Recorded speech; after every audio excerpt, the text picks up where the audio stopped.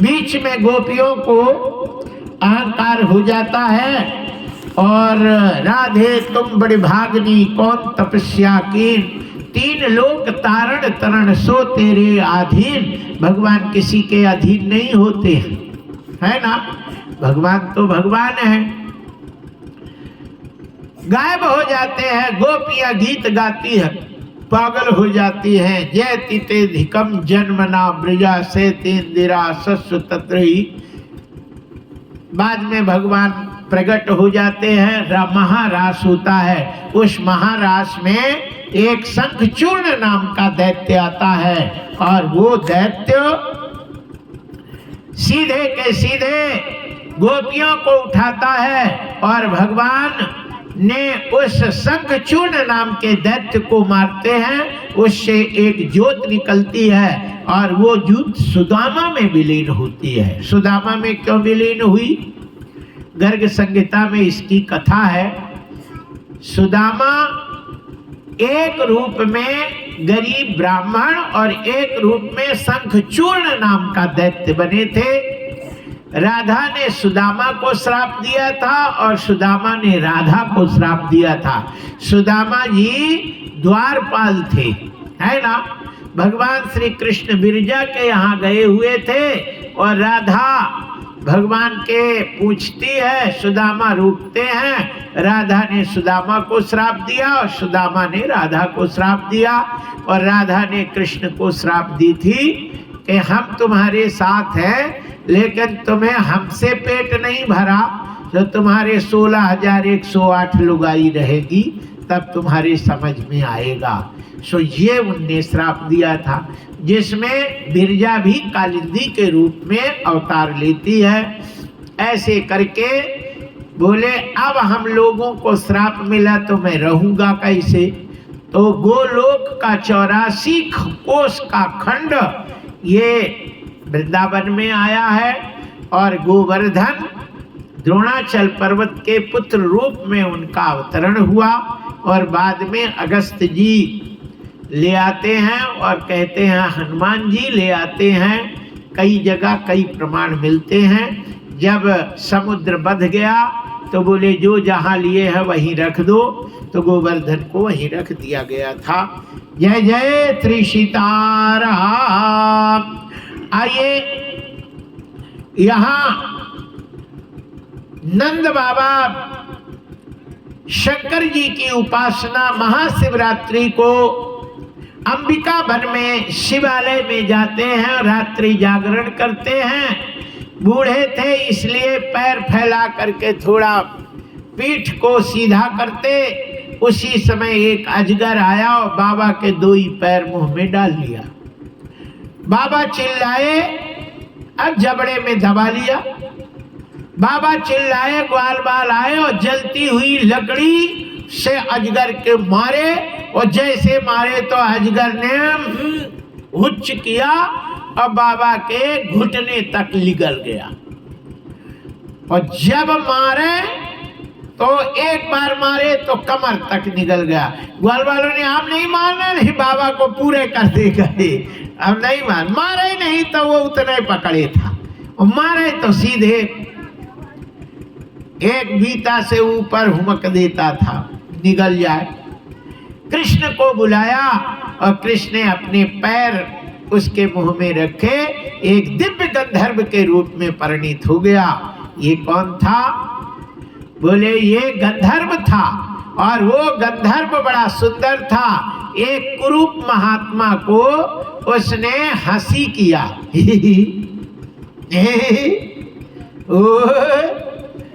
बाबा जी ने कहा जा तारा अजगर हो जाता है। सब अजगर हो गया था। फिर चरणों में गिरा। भगवान महात्मा ने कहा भगवान के चरण स्पर्श हो जाएगा, तेरा कल्याण हो जाएगा।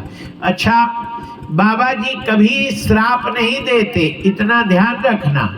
महात्मा कभी श्राप नहीं देते और यदि श्राप भी दे तो वो वरदान होता है, कभी श्राप होता नहीं।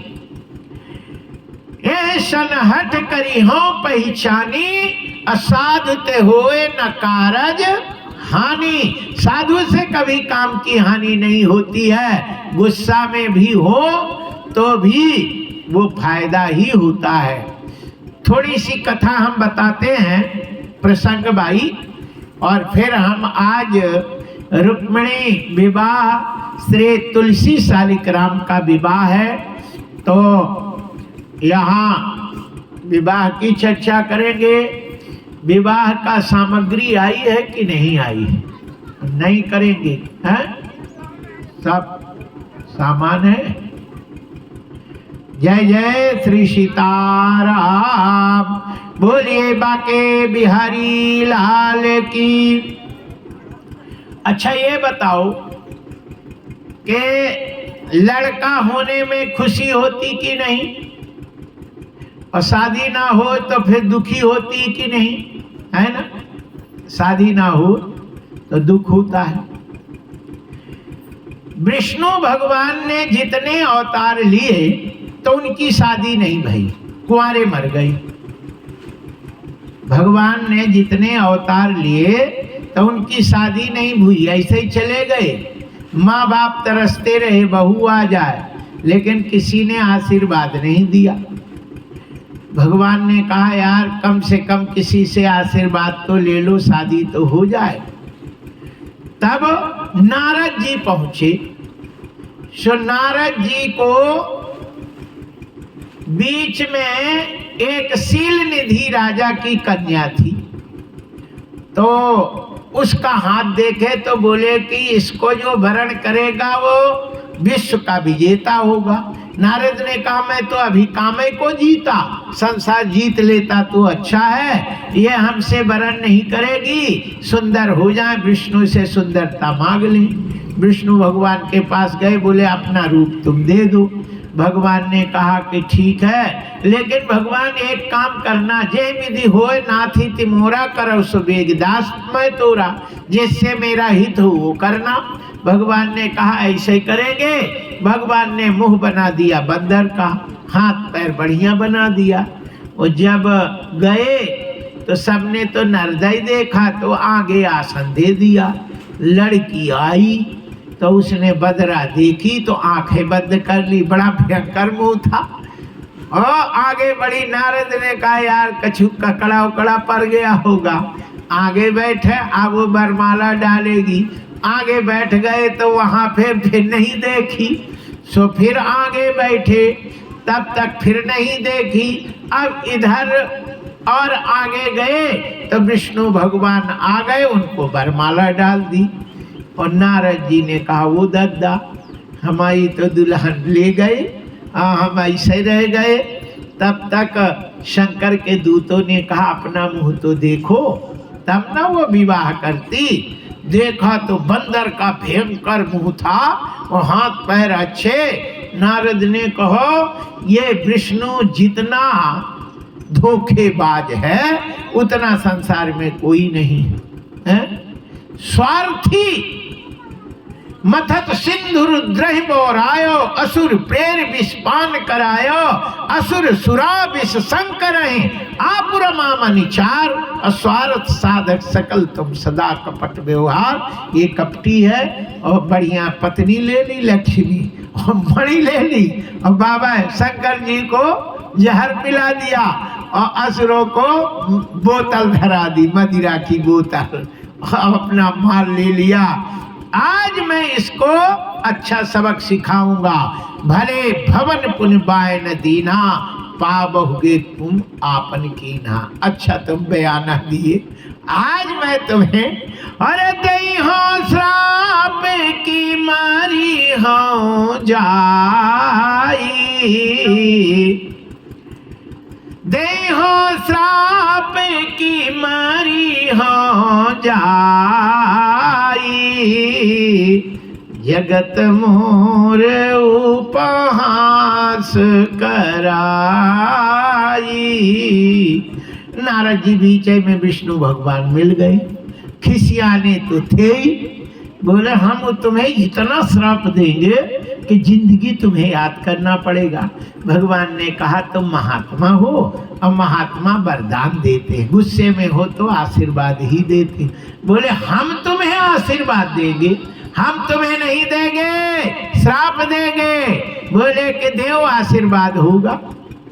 बोले मम उपकार किन तुम भारी, नार बिरह तुम धोब दुखारी। भगवान ने ताली बजाई। बोले काय बजाए?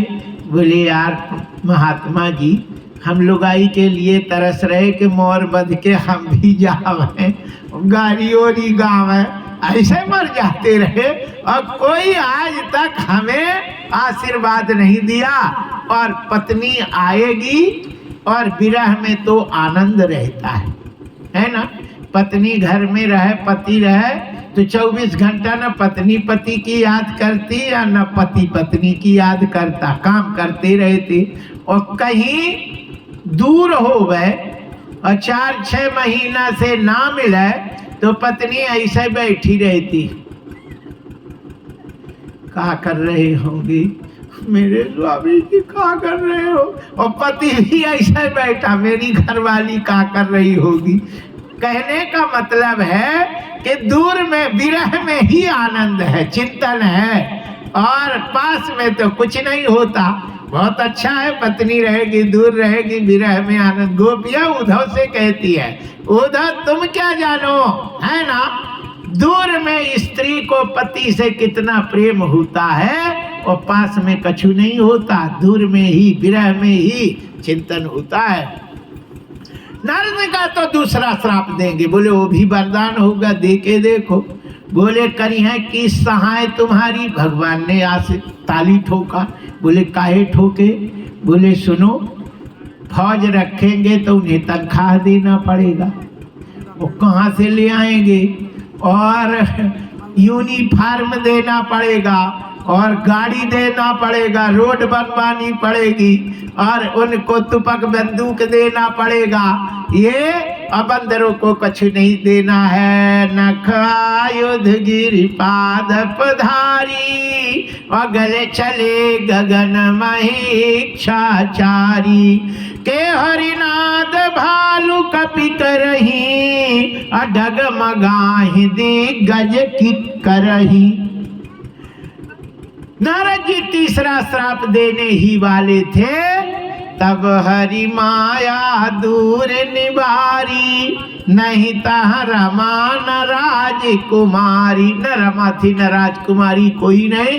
नारद ने कहा प्रभु मुझसे बड़ी गलती हो गई। मृषा हो मामा श्राप कृपाला। तब विष्णु ने कहा मम इच्छा कह दी। भगवान ने कहा मेरी इच्छा थी शादी करने की, इसलिए हमने ये सब नाटक करा। बहुत अच्छा है। कहने का मेरा तात्पर्य है इस प्रसंग में कि संत कभी भी किसी को श्राप नहीं देते, और देते भी है तो वो आशीर्वाद होता है। बताइए, चाहे इतने यमलार्जुन का पेड़ हो चाहे कछु हो, ये कभी तपस्या करते भगवान के चरण इनको नहीं लगने थे, और संत के आशीर्वाद से और श्राप से भगवान का चरण आश्रय होकर के भगवान के धाम को चले गए। ये कितनी बड़ी बात है। आइए, यहाँ कहते हैं कि यहाँ कंस ने अरिष्टासुर नाम के दैत्य को भेजते हैं। अरिष्टासुर बैल के रूप में आता है और आकर के और सीधे के सीधे वो अरिष्टासुर बहुत बड़ा था, वो बादल उसके डील पे रहते थे। भगवान श्री कृष्ण ने एक पैर आगे एक पैर पीछे करके और उसकी सींग पकड़ लेते हैं और मुंह में मुंह पकड़ करके जबड़ा और नीचे पटक दिया। सींग उखाड़ करके उसके तोड़ के उसी से उसको प्रहार किया, प्राण राम निकल गए। केसी नाम का जो एक घोड़ा आता है और मुंह फाड़ के भगवान को खाने के लिए आया, भगवान ने उसके मुंह में हाथ डाल दिया और उसकी सांस बंद हो गई। भगवान ने हाथ को बहुत बढ़ा दिया और पेट की आंत पकड़ करके खींच लेते हैं। केसी के अंदर का मटेरियल बाहर और बाहर का मटेरियल अंदर चला गया और फेंक दिए। मांस का गूदा सा दिखा। बोले आपने तो रजाई के खोल जैसे पलट दिए। जय जय श्री सीताराम। अच्छा, भगवान ने जितने असुरों को मारा तो सबको अलग अलग विधि से मारा, एक विधि से किसी को नहीं मारा। जय जय श्री सीताराम। नारद जी सीधे के सीधे बीड़ा बजाते हुए कंस जी के पास जाते हैं। श्रीमन्नारायण नारायण नारायण, श्रीमन्नारायण नारायण, जय श्रीमन्नारायण नारायण नारायण, श्रीमन्नारायण नारायण नारायण, श्रीमन्नारायण नारायण नारायण, श्रीमन्नारायण। भजमन नारायण नारायण नारायण। इस तरफ रखा करो पूरे, अभी वहां पे भीड़ भाड़ हो। श्रीमन्नारायण नारायण नारायण। गमला के बीच जहाँ दोना है वहां रखो। भजमन नारायण नारायण नारायण, भजमन नारायण नारायण नारायण। नारद जी आए कंस के पास। कंस उदास मुंह से बैठा था। नारद ने कहा, अरे कंस, जीजी कहाँ गई? जीजी तो दिखती नहीं, पूतना जीजी। कंस ने कहा, दिखी नहीं। बोले, वो बकासुर नहीं दिख रहा? जीजी का भैया तुम्हारा बकासुर की बहन है। बहन थी पूतना। अहो बकी स्तन कालकूट। अघासुर छोटा भाई था। नहीं है। प्रलंबासुर भी नहीं दिख रहा। नहीं है। धेनुकासुर भी नहीं दिख रहा। नहीं है। तृणावर्त भी नहीं दिख रहा। नहीं है। और एक कालिया तो दिख ही नहीं रहा। नहीं है। ये सब कहाँ गए? आज तो तुम अकेले अकेले यहाँ बैठे, कोई है ही नहीं। कंस कहता, क्या बताएं, हमें आज तक पता नहीं चला कि ये गए कहाँ। तुम ही बता दो। अच्छा, हनुमान जी कछु मारे कछु मर देसी, कछु क मिले सिधरि धूर, कछु पुन जाय पुकारे प्रभु मरकट भल भूर। हनुमान जी कछु को मारे, कछु को मर दिए, कछु को धूर में मिला दिए, कछु को करे सो भाग लिए। लेकिन कृष्ण ने किसी को छोड़ा नहीं। जो आया, जय जय श्री सीताराम। यत गत्वा न निवर्तन्ते, जो भगवान के आ जाता है वो फिर संसार में नहीं जाता, मुक्त हो जाता है। नारद ने कहा, इन सबको मारने वाला एक ही है, देवकी का 8वां लड़का है। 8वां लड़का तो लड़की भाई थी। बोले झूठ, वो तो जसोदा की थी। बोले जसोदा की लाया किसने? बोले वसुदेव। बोले ताला तो लगा हुआ था। बोले देवताओं को ताला लगता है, अलीगढ़ का ताला लगा था, वो तो खुल गया।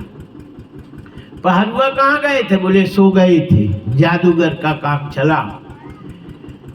कंस की आग लग गई और उसने तुरंत देवकी वसुदेव को छोड़ दिया था, पहले जेल में बंद कर दिया। अब इनको पानी नहीं मिलेगा। ये जेल से छुड़ाने के दंड में इसको फांसी की सजा दी जाएगी, लेकिन ऐसे नहीं देंगे। ये 2 ही लड़का और 2 ही चारों की चिता एक ही में जलाएंगे। आज तक एक एक की चिता जली, आप चारों की चिता एक ही में जलेगी। जय जय श्री सीताराम।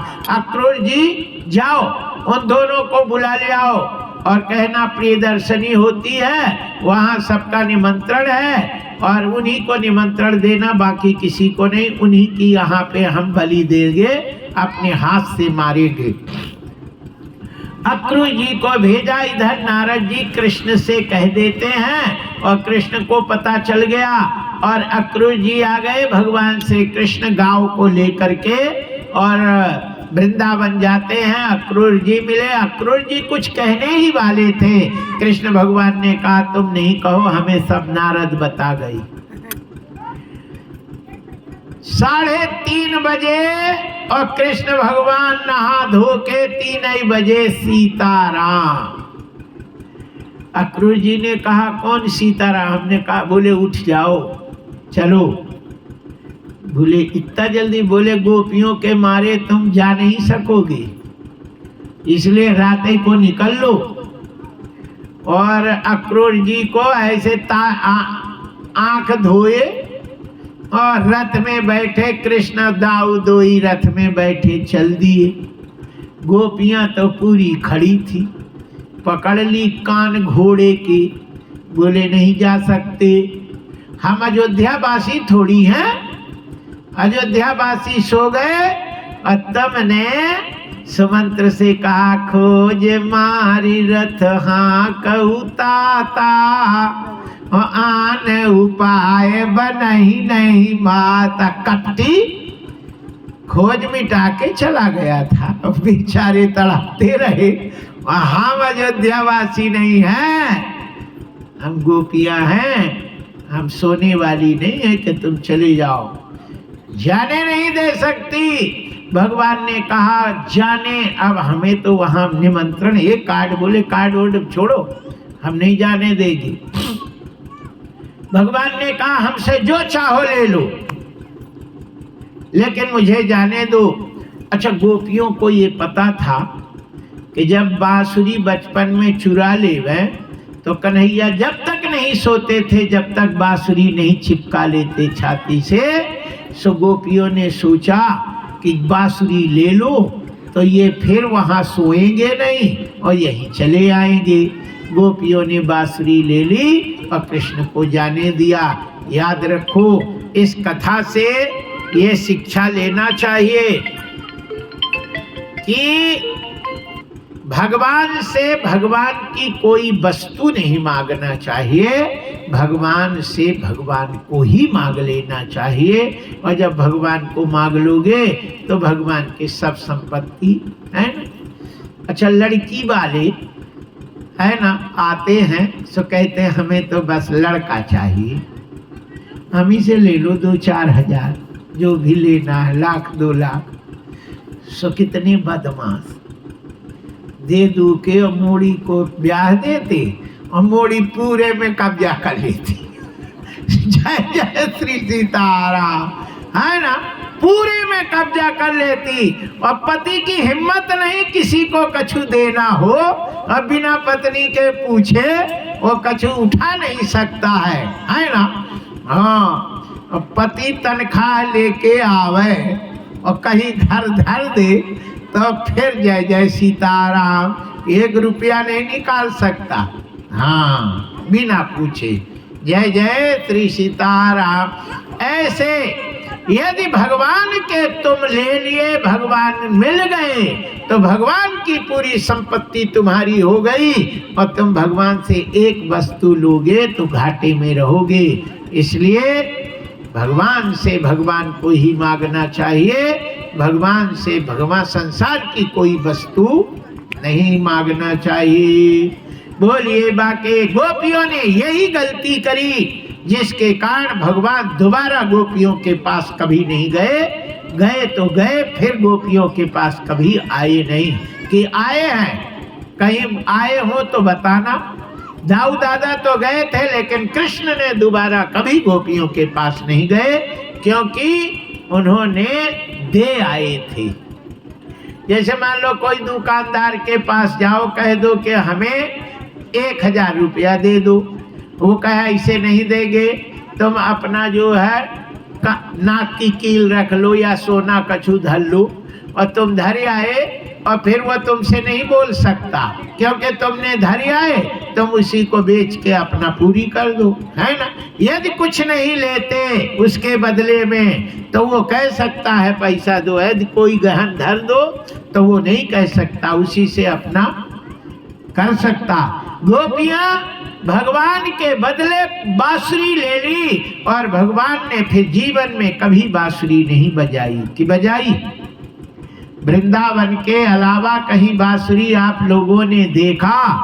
कहीं नहीं, केवल वृंदावन में बांसुरी बजी है, बाकी कहीं बंसी नहीं बजी। जय जय श्री सीताराम। ये गोपियों के जीवन की पहली गलती है। हम कथा में ये कहते हैं कि गोपियों जैसे तुम गलती नहीं कर देना और भगवान से कछु मांग नहीं देना। मोड़ा को ये कह दो, मोड़ी को वो कह दो और दामाद अच्छा दे दो, भगवान दे के फुर्सत हो जाएंगे। फिर बुढ़ापे में तरस रहोगे कि कोई पानी देने वाला ना रहा, तो भगवान तुम्हारी सब व्यवस्था करेंगे। जय जय श्री सीताराम। बोलिए बाके बिहारी लाल की जय। हरिशरणम। आइए, यहाँ हम आप लोगों को बता रहे हैं कि भगवान ने जैसे उनको समझा बुझा के बांसुरी दे के गए। अक्रूर जी ने कहा सूर्य उग रहा है, सूर्य उगने वाला है, सूर्य उगने के बाद स्नान नहीं करना चाहिए, है ना, नहीं तो सूर्य भगवान नाराज हो जाते हैं। इसलिए सूर्योदय के पहले स्नान कर लेना चाहिए। हम स्नान करने जा रहे हैं। जैसे तुम कर लो, कृष्ण ने बोले हम तो कर ही आए थे, रथ में बैठे थे दाऊ और कृष्ण, और अक्रूर जी जैसे डुबकी लगाए वहाँ कृष्ण भगवान और बलराम जी नहा रहे थे। बोले ये तो रथ में थे, ये तो यहाँ नहा रहे। उठ के देखा तो रथ में बैठे थे, नीचे देखा तो नहा रहे, ऊपर देखा तो रथ में फिर डुबकी लगाए तो नहा रहे। अक्रूर जी ने दूसरी डुबकी लगाई तो शेष में दाऊ और कृष्ण भगवान चतुर्भुज रूप में देखा और दौड़ करके पैरे पकड़ लिए। कृष्ण ने कहा अरे चाचा क्या करते हैं? बोले चाचा माचा को मारो गोली आप तो भगवान हैं और आपने मुझे दर्शन दिया। ये मोड़ी मेरे, मोड़ा मेरे, पत्नी मेरी, घर मेरा, ये चक्कर क्यों है कन्हैया? लोग हम आपको भूल जाते हैं और ये संसार, बोले ये संसार मेरा ही बनाया है ना, और हमें लोग ना भजें, हमें परेशान ना करें, इसलिए पति और नाती खिलौना दे देते हैं। ये खिलौना में खेलो और मुझे भूले रहो। जैसे माता लड़का हमें नहीं याद करे तो खिलौना पकड़ा देती है, वो काम करती रहती है। मोड़ा खिलौना में बीधा रहता और माँ को भूल जाता है, माँ अपना काम करती है, परेशान।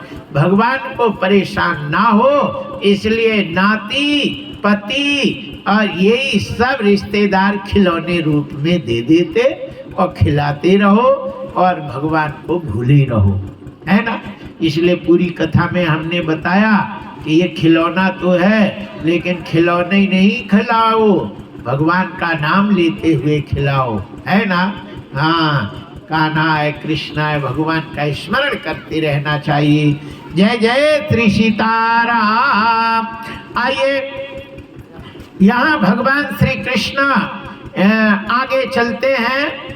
एक धोबी मिलता है और कपड़ा खींच रहा था। भगवान ने कहा कछु कपड़ा दे दो मामा, और उसने तो कहा तेरे बाप ने कभी देखा ऐसे कपड़ा? भगवान ने एक झापड़ा उसके बाएं हाथ से गाल में मारा, उसकी गिनिन मिनिन उल्टी मुंडी घूमी और नीचे गिरा, प्राण राम निकल गया। ये धोबी जो था ये भगवान का विरोधी था। ये पूर्व जन्म में एक तोता था, वाल्मीकि आश्रम में रहता था और तोती गर्भवती भई और तोता ने कहा पत्नी गर्भवती है, इसको अच्छे संस्कार दे और तीर्थ में ले जाए। सीता की बगीचा में ले गई, ले गया। और वाल्मीकि रामायण लिख चुके थे पहले, और उन्होंने कथा कहते थे कि सीता का विवाह राम जी से हुआ था। सीता ने धनुष को उठा लिया था, झाड़ू लगाई थी, और जनक जी ने प्रतिज्ञा करी जो धनुष तोड़ेगा उसी से इसका विवाह होगा। राम जी ने धनुष तोड़ दिया, राम से सीता का विवाह हो गया। ऐसा तोती ने कहा और सीता ने तोती को पकड़ लिया। बोले मेरी और कथा बता, चुन्ने मुन्ने होंगे मोड़ी मोड़ा, उसकी भी कथा बता, फिर क्या हुआ? और उसने कहा नहीं छोड़ दो। बोले नहीं नहीं छोड़ेगी। तोती मर गई। तोता भी उसी में कूद के प्राण दे देता है और श्राप देता है सीता को कि जब तुम गर्भवती होगी तो मैं ही तुम्हें पति से अलग कराऊंगा। और वही धोबी बनता है। और धोबी ने ऐसा कहा तो राम ने गर्भवती अवस्था में सीता को निकाला था। यहाँ वही धोबी आज कंस के भी यहाँ धोबी बन के आया। भगवान कृष्ण ने कहा राम के उसमें तो इसने भारी उपद्रव किया था, अब पता नहीं कहाँ करे, इसलिए इसका तो काम है खत्म कर दो। एक ही झापड़ा ऐसे मारे तो जन्म जन्म के जो देश भावना थे वो खट गए और उसके प्राण राम निकले, भगवान में समाहित हो गए। जय जय श्री सीताराम। आगे चलते हैं तो एक दर्जी था जिसने कपड़े अच्छे सीते हैं, और आगे बढ़े तो वहाँ सुदामा नाम का माली उनको हार पहनाता है। और आगे चलते हैं तो कुब्जा नाम की एक दासी थी शरद्री, वो कंस को अंगराग लगाने जा रही थी। भगवान को अंगराग लगाया, भगवान ने उसके पैर में अपना पैर रख के गर्दन पकड़ के सीधा कर दिया। 3 अंग से टेढ़ी थी, नव यौवना हो गई और उसने भगवान के दुपट्टा पकड़ लिया। बोले ये शरीर अब आपका ही है, घर चलो। भगवान ने कहा मैं माँ बाप को जेल से निकाल कर अवश्य आऊँगा। और भगवान आगे चलते हैं तो एक धनुष रखा था, जिस धनुष को भगवान तोड़ देते हैं। वो परशुराम का दिया हुआ धनुष था। कंस को पता चल गया कि जो धनुष तोड़ेगा वो मेरा वध करेगा। परशुराम ने उनको बता दिया था। विस्तृत जानकारी हम बाद में बताएंगे। कंस ने कुबलिया पीड़ हाथी लगा दिया। हाथी में 10,000 हाथियों की ताकत थी, बहुत बलिष्ठ था।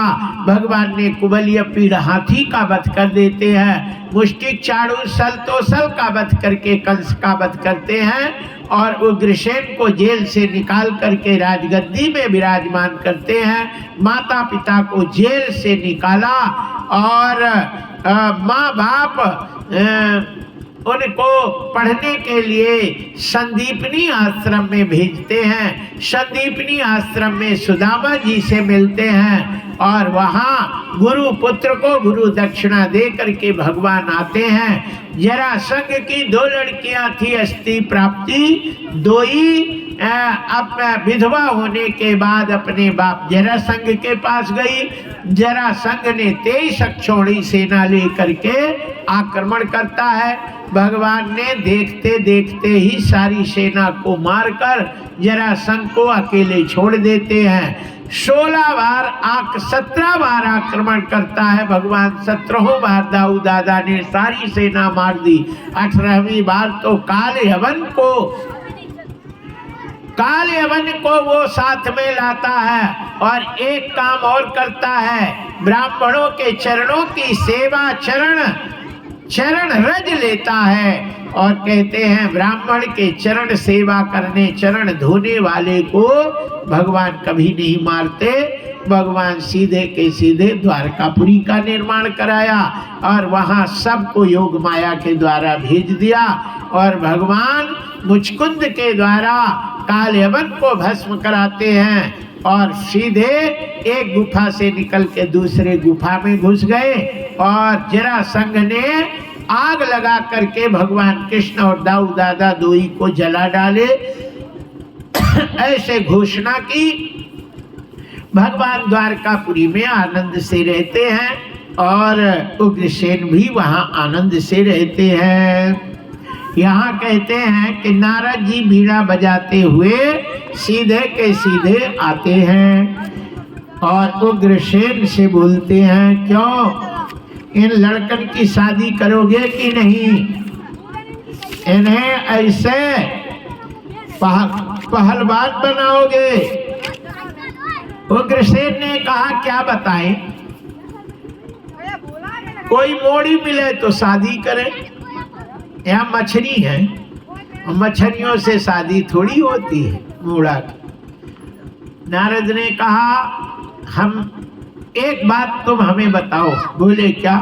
बोले शादी करनी है कि नहीं? हाँ या ना में उत्तर दो। बोले करनी है। बोले अब पॉइंट पे आओ, कैसी कैसी लड़की से करनी है? भाई करनी है तो कैसी लड़की चाहिए? उग्रसेन ने कहा, जैसी भी मिल जाए। नारद ने कहा, छोटी हो गए तो कर लोगे? बोले कर लेंगे। बोले काली हो गए? तो बोले कर लेंगे। बोले लगड़ी हो गए? बोले कर लेंगे। बोले लंबी हो गए? बोले कर लेंगे। बोले गोरी हो गए? बोले कर लेंगे। बोले अंधी हो गए? बोले कर लेंगे। बोले बहरी हो गए? बोले कर लेंगे। नारद ने कहा, तो फिर कार्ड लिख लो। जब लड़की में कोई कैसी भी हो जाएगी तो कोई बात नहीं। मुहूर्त है, छठ को विवाह है, पंचमी को मंडप है और चौथ को मागर माटी, तीज को अपना तेल ओल जो चढ़ाओ वो चढ़ाओ, लड़की आ रही है। जय जय श्री सीताराम। लड़की का नाम रेवती है और लड़की के बाप का नाम है ककुदमी, सूर्यवंशी है। जय जय श्री सीताराम। इतना कार्ड छप गया और सब जगह कार्ड बटा। पांडवों ने कार्ड पढ़ते ही दीपावली मन गई। अरे कन्हैया तो समुद्र में है और दुर्योधन की नानी मर गई। उसने कहा, वो दादा वहां उखड़ आया और जरासंध को कार्ड मिला। बोले बाप रे बाप, हम तो सोचे मर गया, ये तो वहां डूबा वहां उखड़ा। और शिशुपाल, दंतवक्र, ये सब रिश्तेदार हैं।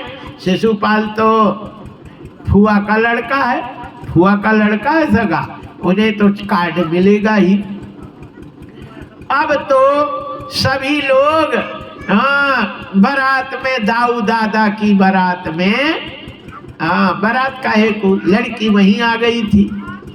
ककुदमी लेके आए। ककुदमी किनके लड़का है इसके बारे में हम आपको बताते हैं। ब्रह्मा के पुत्र मरीचि, मरीचि के पुत्र कश्यप, कश्यप के पुत्र होते हैं विवस्वान सूर्य और विवस्वान सूर्य के पुत्र शर्याति होते हैं। शर्याति के पुत्र अनन्य होते हैं और सुकन्या भी एक लड़की थी जो चमन ऋषि को ब्याही गई थी। अनन्य के रेवक होते हैं और रेवक के केवल एक ही लड़की होती है जिसका नाम रेवती होता है। और जिनके वर ढूंढने के लिए ब्रह्मा जी के पास गई।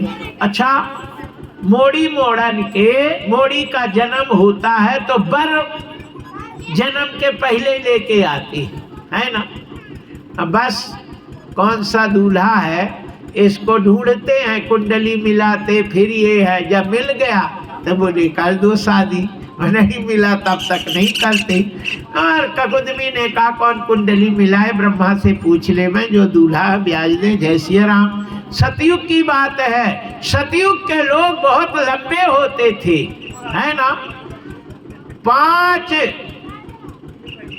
5,000 फुट लंबे होते थे। कितने? 5,000 फुट, इतने लंबे। उनकी आयु करोड़ों वर्ष होती थी। 10-10 हजार वर्ष तो तपस्या करते थे।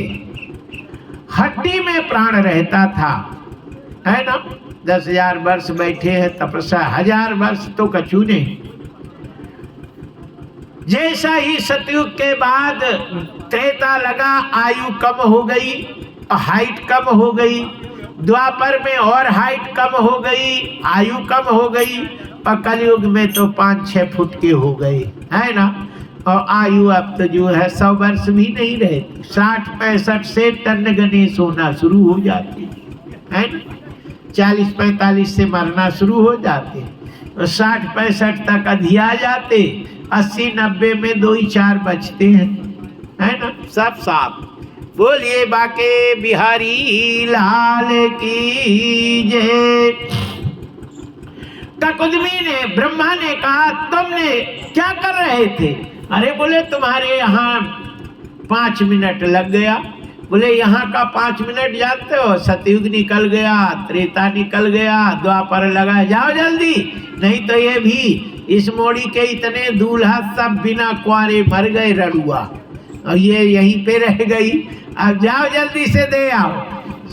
कृष्ण भगवान के बड़े भाई दाऊ से इनका विवाह है। और ककुदमी आए और मोड़ी को दे दिया। बोले भैया हम मोड़ी के यहाँ पानी नहीं पिएंगे। शास्त्र में लिखा है कि मोड़ी के जब लड़का हो जाए तो मोड़ी का घर में खाने का दोष नहीं है। पाओ पानी पियो रहो, खूब रसगुल्ला बनवाओ, मोड़ी जो भी है कढ़ी उड़ी बनवाओ, खाओ खूब रहो, और जब तक मोड़ी के लड़का ना हो तब तक पानी नहीं पीना चाहिए। जय जय श्री सीताराम। ककुदमी ने कहा हमारे मोड़ा तो है नहीं, है कई मोड़ी है, जब मोड़ा मोड़ी हो जाएंगे तब यही रहेंगे, अब हम पानी नहीं पिएंगे और तुम लोग विवाह कर लेना। विवाह तो ब्रह्मा के वहाँ ही है। और उग्रसेन ने कन्या दान लिया और बढ़िया धूमधाम से विवाह होता है। जरासंध आया, शिशुपाल भी आया और रुक्मिणी का भाई भी आया। शिशुपाल, यहाँ जरासंध ने रुक्मी से कहा रुक्मी एक बात बताएं। बोले क्या? बोले ये कन्हैया जो है जिंदा हो गया, कन्हैया द्वारका में रहे, ये सबको पता चल गया, और तुम्हारी बहन रुक्मिणी कृष्ण कृष्ण जपती है और कहीं भाग गई तो यहाँ से नाक पूछेगी, नाक कट जाएगी, इसलिए जल्दी ब्याह कर दो। अब ब्याह हो जाएगा तो फिर कोई बात नहीं। रुक्मी ने कहा का बताएं हमारी बहन के लायक कोई लड़का हो गए तब ना, ढूंढना पड़े। बोले ये शिशुपाल कैसे हैं? कितने अच्छे चदेरी नरेश है। हाँ हम तो देखा ही नहीं। अरे बोले इन्हीं से कर दो। बोले हाओ ए पंडित बुलाओ। पंडित आ गए। बोले मुहूर्त बताओ। पंडित ने कहा सूर्य अस्त है और गुरु अस्त है और 2.5 महीना तो मुहूर्त है नहीं, और भड़ैया नमय को 1 मुहूर्त है, उसी दिन हो जाए तो ठीक है। बोले भड़ैया नमय को कर दे, चलो कोई बात नहीं। अब ने कार्ड ओड छपवा लो, रुक्मिणी को नहीं बताना कि भाग जावे। जय जय श्री सीताराम। हो गया मंतवा, सब जगह तैयारी होने लगी। अब रुक्मिणी को पता नहीं। एक दिन अच्छा कार्ड में पीला चावल लोग चिपका देते कि नहीं, और नहीं हो तो ऐसे ही डाल देते, सब उठा के दे देते। अब चूहा को भूख लगी होगी, सो एक चूहा एक कार्ड को खिसकाया और रुक्मिणी के कमरे में ले गया, क्योंकि रुक्मिणी सीधी, रुक्मी बहुत खतरनाक, और चूहा मार दे वह सब बोले यहीं आराम से खाएंगे। और खुरुर खुरुर करा और रुक्मिणी जी जगी और देखा अरे रुक्मिणी संग शिशुपाल, और उनकी तो नींद ही चली गई। और सीधे के सीधे रुक्मिणी जी सवेरे चिट्ठी लिखी, पंडित जी को दिया और बोले जाओ किसी भी प्रकार में 2 महीना है, पैदल जाने में समय लगेगा, लेकिन पंडित जी यदि भड़ैया नमय तक नहीं आए तो मेरी मृत्यु समझ लेना।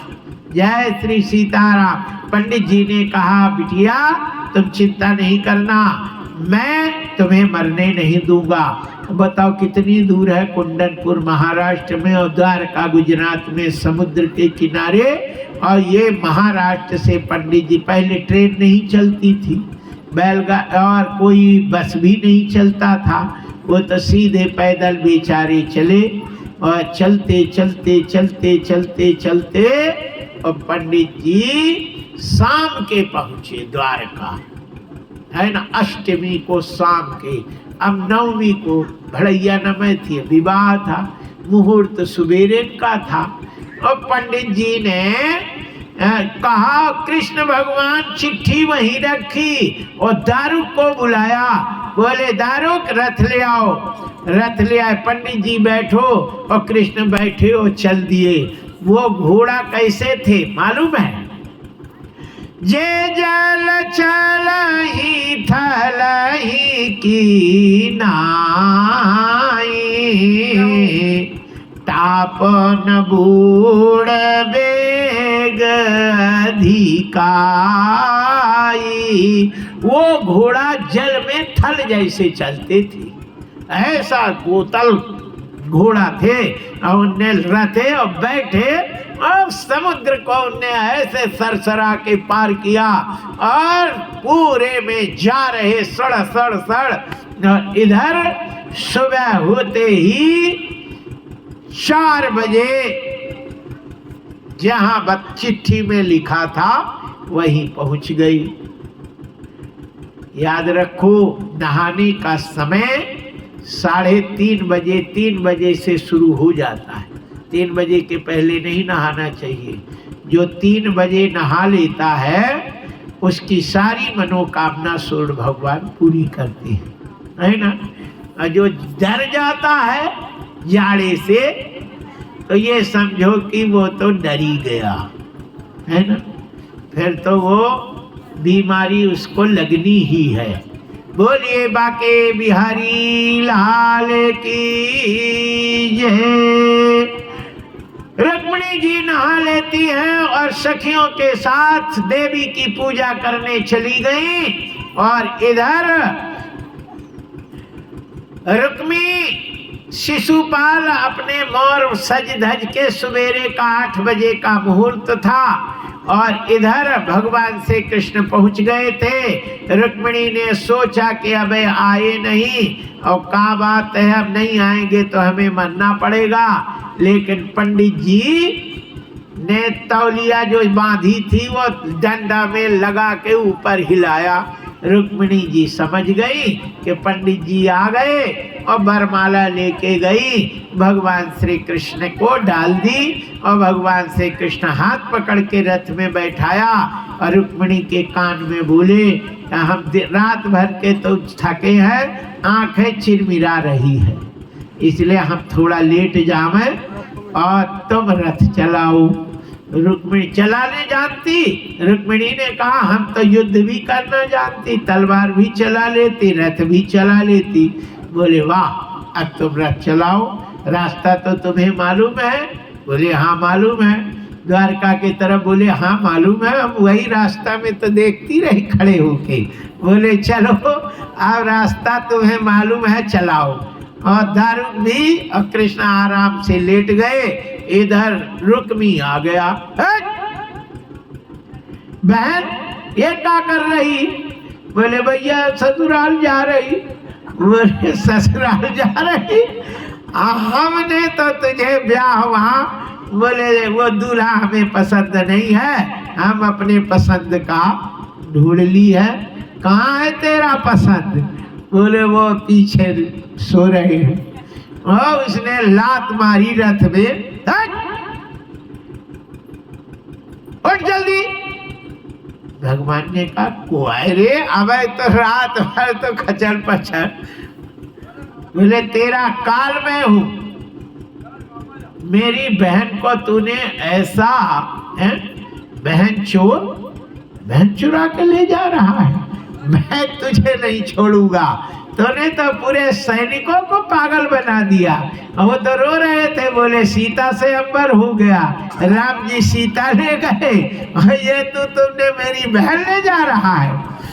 कृष्ण भगवान ने कहा मूर्ख, तेरी बहन हमें ले जा रही है, हम थोड़ी ले जा रहे।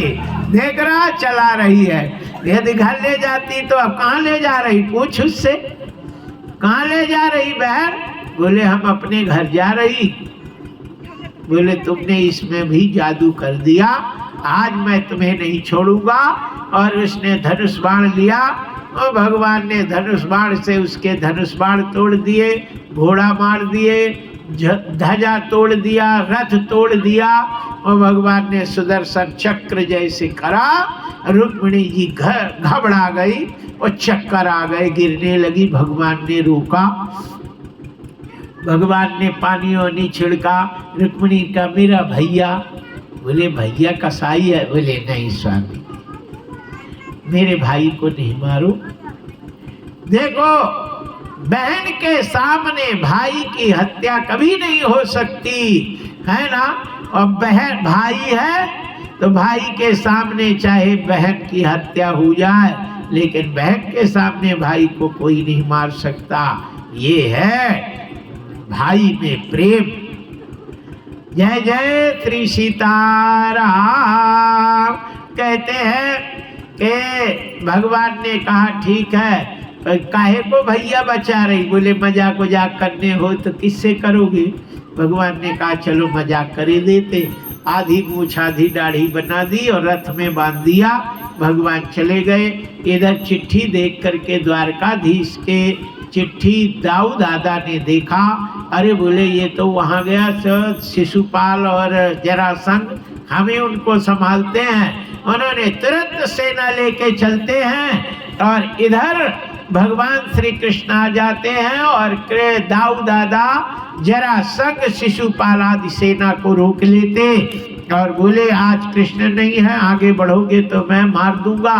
और सब रुक गए और बाद में आते हैं तो उस रथ में बंधे हुए रुक्मी को छोड़ते हैं।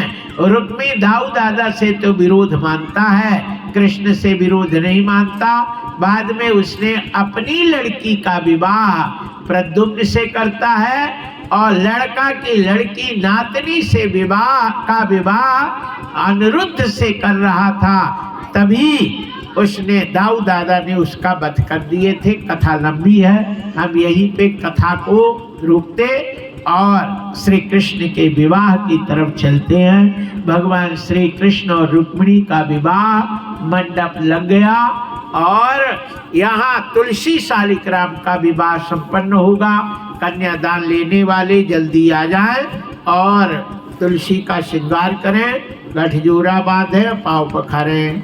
बोलिए बाके बिहारी लाल की जय। आज मेरे श्याम की शादी है, आज मेरे श्याम की शादी है, आज मेरे कृष्ण की शादी है, आज मेरे श्याम की शादी है। लगता है जैसे संसार की शादी है, आज मेरे श्याम की शादी है, आज मेरे कृष्ण की शादी है, आज मेरे श्याम की आज मेरे श्याम की शादी है, आज मेरे श्याम की शादी है।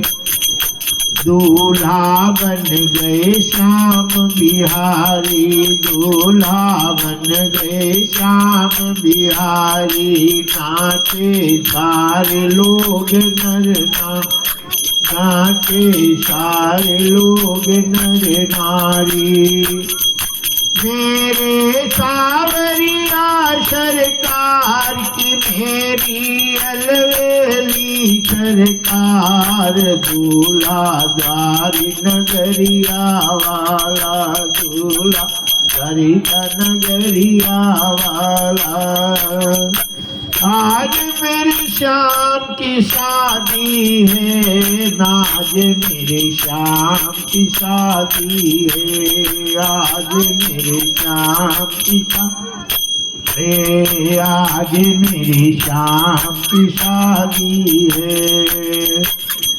लगता है जैसे सारे संसार की शादी है, आज मेरे श्याम की शादी है, आज मेरे श्याम की शादी है। बोलिए बाके बिहारी। एक